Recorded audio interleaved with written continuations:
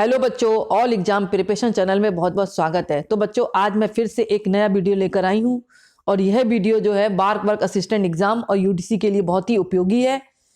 और बच्चों, मैं ये कहना चाहूँगी, अगर ये मेरे वीडियो आपको पसंद आ रहे हैं तो प्लीज़ प्लीज़ बच्चों लाइक ज़रूर करें और शेयर करें और सब्सक्राइब भी करें और बेल आइकन जरूर दबाएं, जिससे जो भी इस प्रकार के जो भी वीडियो बनाऊँ वो तुरंत ही आपको प्रोवाइड हो जाए। तो बच्चों, मैंने ये मॉक टेस्ट पर आधारित वीडियो बनाया है और ये तीसरा वीडियो है। इससे पहले 2 वीडियो मैं डाल चुकी हूँ मॉक टेस्ट पर आधारित, तो जो बच्चों ने नहीं देखा है वो मेरी प्ले लिस्ट में जाकर देखें। तो बच्चों पढ़ते हैं। यहां पर पहला क्वेश्चन है, निम्नलिखित में से कौन सा एक अंग है? ऑप्शन है अधिवृक्क ग्रंथि, दूसरा ऑप्शन है हृदय, तीसरा है गुर्दा और चौथा है फेफड़े। तो बताइए आप लोग, मैं समय देती हूं आपको।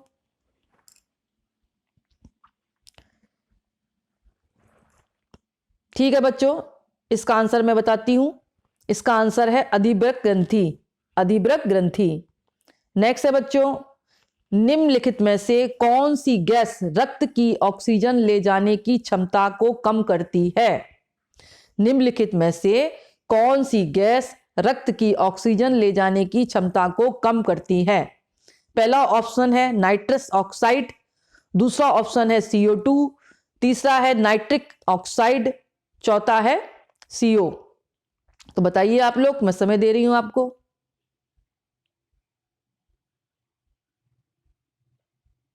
ठीक है बच्चों, मैं आंसर बताती हूं इसका। इसका आंसर है CO। नेक्स्ट है बच्चों, केकड़े के कितने पैर होते हैं? केकड़े के कितने पैर होते हैं? पहला ऑप्शन है 8, दूसरा ऑप्शन है 6, तीसरा ऑप्शन है 10, चौथा ऑप्शन है 12। बताइए आप लोग।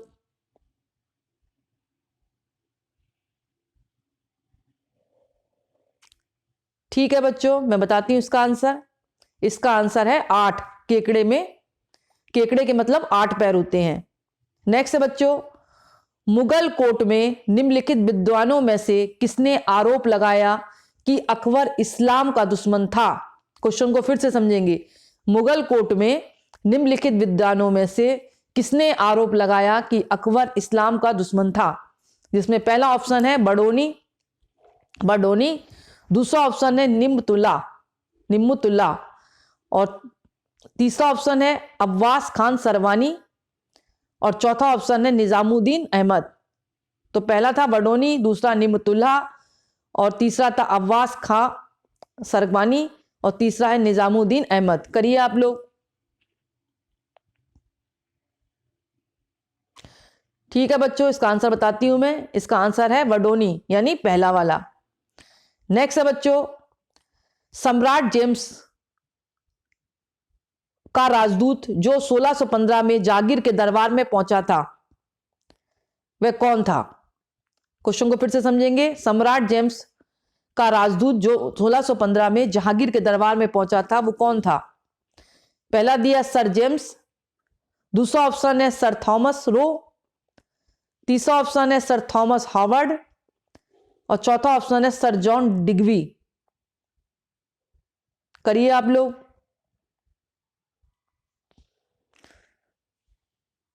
पहला ऑप्शन था सर जेम्स, दूसरा सर थॉमस रो और तीसरा है सर थॉमस हार्वर्ड और चौथा है सर जॉन डिग्वी। बताइए। ठीक है बच्चों, इसका आंसर बताती हूं मैं। इसका आंसर है दूसरा वाला, सर थॉमस रो। नेक्स्ट है बच्चों, निम्नलिखित में से किसे मुगल भारत में जिंदा पीर या लिविंग सेंट के रूप में नामित किया गया था? पहला ऑप्शन है हुमायूं, दूसरा है अकबर, तीसरा है औरंगजेब, चौथा है जहांगीर। करिए आप लोग। ठीक है बच्चों, इसका आंसर बताती हूं मैं। इसका आंसर है औरंगजेब। नेक्स्ट है बच्चों, कोयला और पेट्रोलियम किस प्रकार की चट्टानों में पाए जाते हैं? कोयला और पेट्रोलियम किस प्रकार की चट्टानों में पाए जाते हैं? पहला ऑप्शन है ग्रेनाइट, दूसरा आग्नेय, तीसरा है रूपांतरित, चौथा है तलछटी। करिए आप लोग पहले। ठीक है बच्चों, इसका आंसर बताती हूं मैं। इसका आंसर है तलछटी। तलछटी। नेक्स्ट है बच्चों, अर्थ क्रस्ट में कौन सा धातु सबसे प्रचुर मात्रा में होता है? अर्थ क्रस्ट में कौन सा धातु सबसे प्रचुर मात्रा में होता है? पहला है कैल्शियम, दूसरा ऑप्शन है मैग्नीशियम, तीसरा एल्युमिनियम और चौथा है आयरन। बताइए।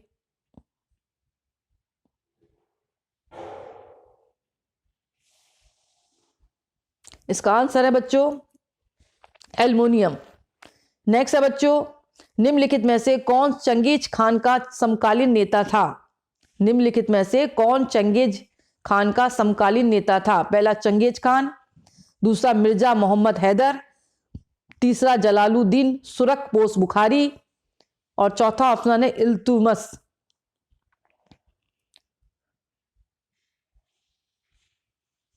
क्वेश्चन को पुनः रिपीट करती हूं। निम्नलिखित में से कौन चंगेज खान का समकालीन नेता था? पहला चंगेज खान, दूसरा मिर्जा मोहम्मद हैदर, तीसरा जलालुद्दीन सुरखपोश बुखारी और चौथा ऑप्शन है इल्तुतमिश। बताइए आप लोग।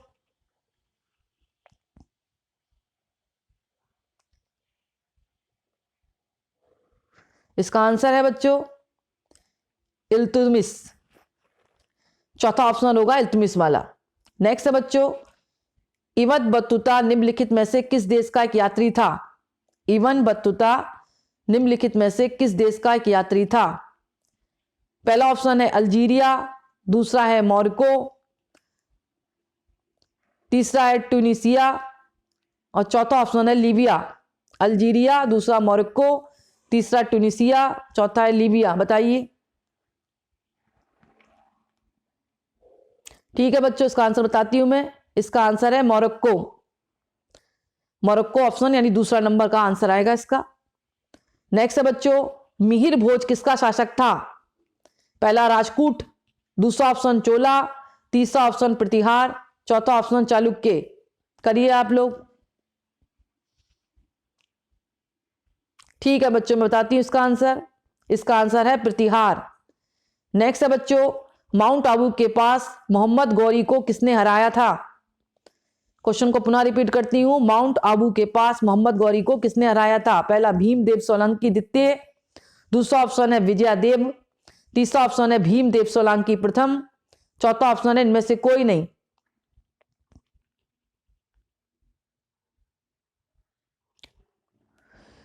माउंट आबू के पास मोहम्मद गौरी को किसने हराया था? पहला ऑप्शन दिया है भीमदेव सोलंकी द्वितीय, दूसरा विजयदेव, तीसरा भीमदेव सोलंकी प्रथम और चौथा इनमें से कोई नहीं।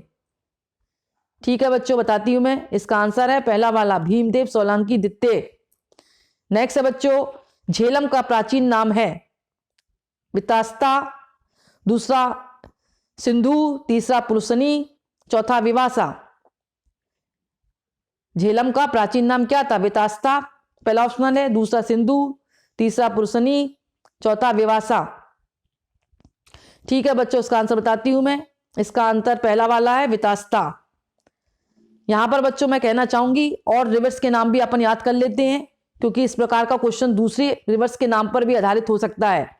जैसे सिंधु को प्राचीन में सिंधु कहते थे, चिनाब को आसकीनी कहते थे, रवि को पुरुषनी और ब्यास को विवासा, सतलुज नदी को शताब्दी और ब्रह्मपुत्र को तेहांग सांगपो। ये आप लोग टेबल याद कर लीजिए। यानी प्राचीन नाम इस पर आ सकते हैं कि सिंधु को सिंधु कहते हैं, चिनाब को आसकीनी, रवि को पुरुषनी, व्यास को विवासा, सतलुज को शताब्दी और ब्रह्मपुत्र को तेहांग सांगपो। ये प्राचीन नाम है, आप लोग याद कर लीजिएगा। ठीक है बच्चों, नेक्स्ट है क्वेश्चन। रेड क्लिफ रेखा डैश और के बीच की सीमा है? रेड क्लिफ रेखा डैश और के बीच की सीमा है? पहला भारत और पाकिस्तान, दूसरा भारत और चीन, तीसरा ऑप्शन है भारत और म्यांमार, चौथा है भारत और अफगानिस्तान। पहला भारत और पाकिस्तान, दूसरा भारत और चीन, तीसरा है भारत और म्यांमार और चौथा है भारत और अफगानिस्तान। करिए आप लोग।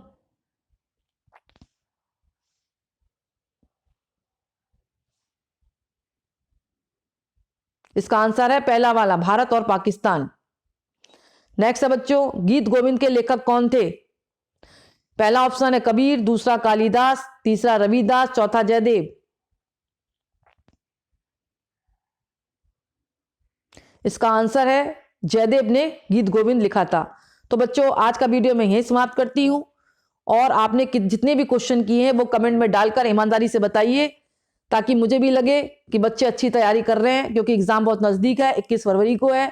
इसलिए मन लगाकर स्टडी करिए और आपको जैसे कि मैं बेस्ट ऑफ लक बोलती हूँ, इसलिए बार बार आपको बेस्ट ऑफ लक बोलती हूँ, ताकि आप भी मोटिवेट होकर खूब पढ़ाई करें मन लगाकर और तैयारी करें और शीघ्र एग्जाम को क्वालिफाइड करके दिखाएं। धन्यवाद बच्चों।